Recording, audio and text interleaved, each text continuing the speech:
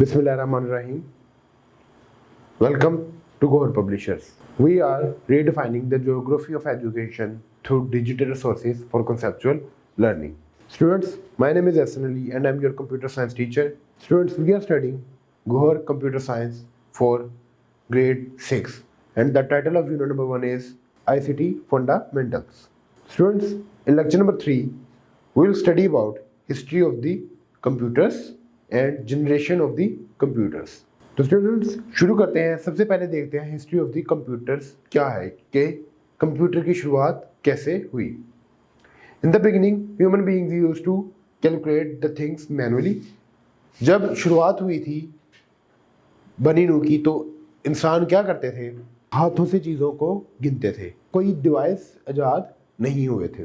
These calculations were simply addition and subtraction, और ज़्यादा से ज़्यादा यही दो चीज़ें थी कि चीज़ों को यहाँ तो ऐड कर लिया जाता था, यहाँ सब्ट्रैक्ट कर लिया जाता था। इसके अलावा इंसान को कोई दूसरी कैलकुलेशन नहीं आती थी।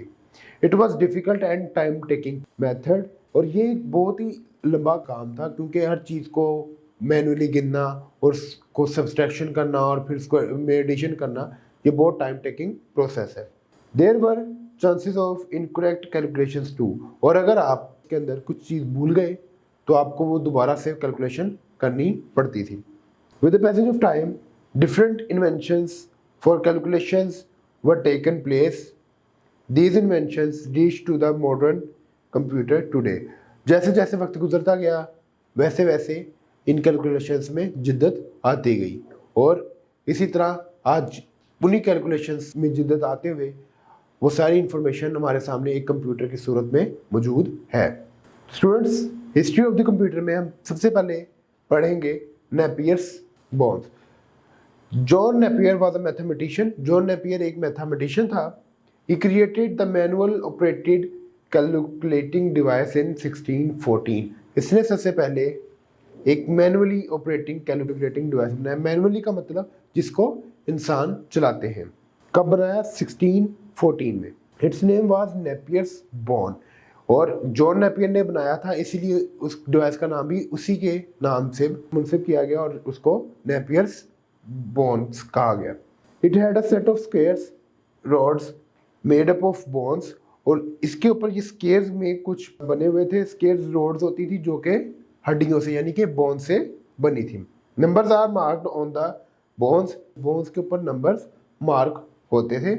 It made multiplication division and finding square roots much easier. इससे क्या होता था कि आप मल्टीप्लिकेशन कर सकते थे, डिवीजन कर सकते थे और स्क्वायर रूट्स भी फाइंड कर सकते थे।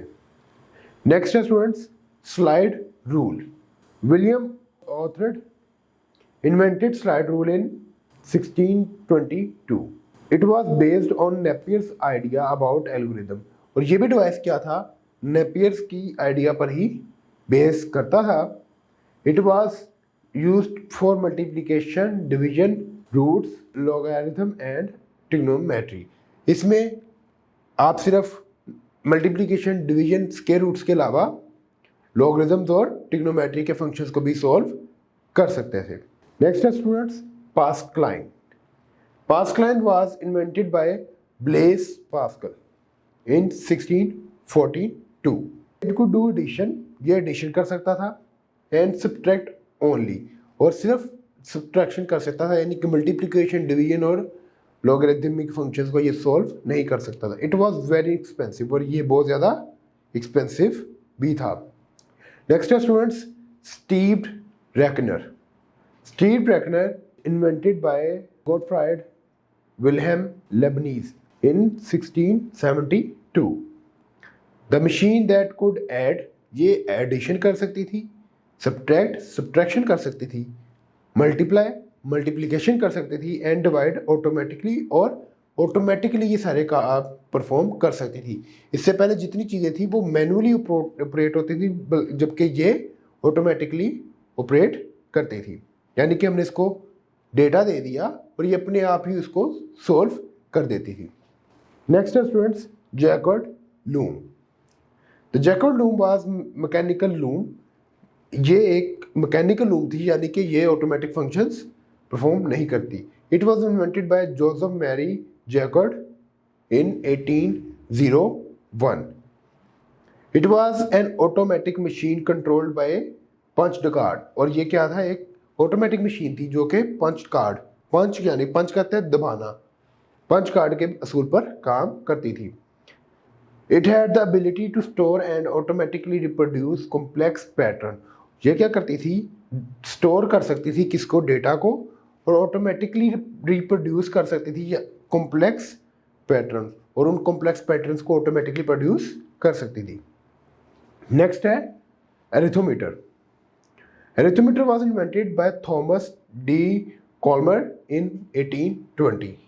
It was mechanical calculator. ये भी एक मैकेनिकल कैलकुलेटर था जो इंसान ऑपरेट करता था जिसको. It was the first reliable and commercial calculating machine. ये पहली रिलायबल यानी कि जिसके ऊपर इन्हिसार किया जा सकता था, और कमर्शियल यानी कि जो बड़े पैमाने पर यूज़ किया गया वो कैलकुलेटर बना. The machine could perform the 4 basic mathematic function. और ये भी 4 बेसिक मैथमेटिक यानी कि addition, subtraction, division and multiplication को परफॉर्म कर सकती थी. नेक्स्ट है students difference engine. 1822 Charles Babbage proposed a calculating machine. It was steam driven यानी कि ये स्टीम से चलती थी. The size of the machine would be the size of room. और ये इस मशीन का साइज एक कमरे जितना बड़ा था. He named this machine the difference engine. उसने इस मशीन को क्या नाम दिया, the difference engine. This machine would be able to compute tables of numbers. Unfortunately, the machine was never constructed. ये क्या कर सकती थी, मुख्तलिफ टेबल्स को प्रिंट कर सकती थी. यानी कि जैसे हम आज के दौर में टेबल्स याद करते हैं मुख्तलिफ डिजिट्स के, ये उन सबको कैलकुलेट कर सकती थी. लेकिन चूंकि ये बहुत ज़्यादा कॉस्टली थी और इसको बनाने के लिए बहुत ज़्यादा सोर्सेज और जगह चाहिए थी, इसीलिए ये कभी कंस्ट्रक्ट नहीं हो सकी. Analytical engine. Later, Babbage moved to his next mission, the analytical engine. Difference engine चूंकि कंस्ट्रक्ट नहीं हो सका तो चार्ल्स बेबेज ने हार नहीं मानी और वो अपने नेक्स्ट मिशन पर चल पड़ा. वो कौन सा मिशन था, analytical engine. It would as large as a house. ये एक घर के जितना बड़ा एक कंप्यूटिंग डिवाइस था. It would be powered by 6 steam analytical engines. इसको पावर करने के लिए 6 स्टीम इंजन्स की ज़रूरत पड़ती थी. Babbage used and modify the punch card technology. इसने क्या किया, जैकॉर्ड लूम की तरह ही इसमें पंच कार्ड टेक्नोलॉजी इस्तेमाल की. All modern computers work on the idea of analytical engine. जितने भी आज के मॉडर्न कंप्यूटर्स हैं वो इसी प्रिंसिपल के ऊपर काम करते हैं. That's why Babbage is called the father of the computer. इसीलिए चार्ल्स बेबेज को फादर ऑफ द कंप्यूटर्स कहा जाता है. Hollerith desk. Herman Hollerith took the Jacquard punch card concept a stage further. He applied the technique to counting and storing the data. Herman Hollerith ने क्या किया, jacquard loom की जो पंच card technology थी यानी कि जो पंच कार्ड आइडिया था उसको नेक्स्ट स्टेज पर लेकर गई और उसको इस्तेमाल करते हुए मशीन को इस काबिल किया कि वो क्या कर सकती है, डेटा को स्टोर कर सकती है. His tabulating machine had a card punch and a read. It was an electric counting machine. ये एक इलेक्ट्रिक काउंटिंग मशीन थी. This was the beginning of punch card data processing. और ये पंच कार्ड डाटा प्रोसेसिंग की शुरुआत जहाँ से हुई.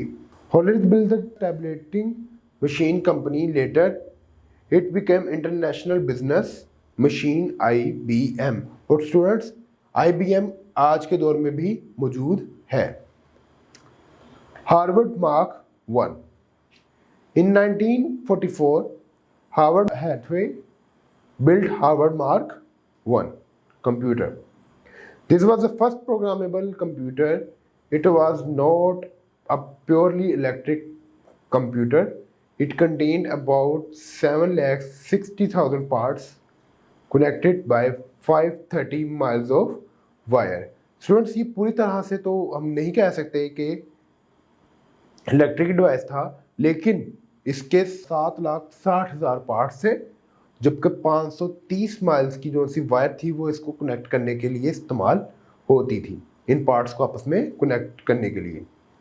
It used mechanical switches. और इसमें मैकेनिकल स्विचेस इस्तेमाल होते थे. जैसे हमारे घरों में लाइट्स के स्विचेस होते हैं, फैंस के स्विचेस होते हैं, तो इसको भी मैकेनिकल स्विचेस लगे होते थे। In 1953 Grace Hopper invented the first high level language flowmatic. 1953 में ग्रास हॉपर ने सबसे पहले हाई लेवल लैंग्वेज इस्तेमाल की और उसका नाम क्या रखा? फ्लोमैटिक। स्टूडेंट्स, अब हम पढ़ते हैं generations of the computer. Students, जैसे कि हमने देखा पीछे कि हार्वर्ड मार्क 1 से कंप्यूटर्स में जिद्दत आनी शुरू हुई।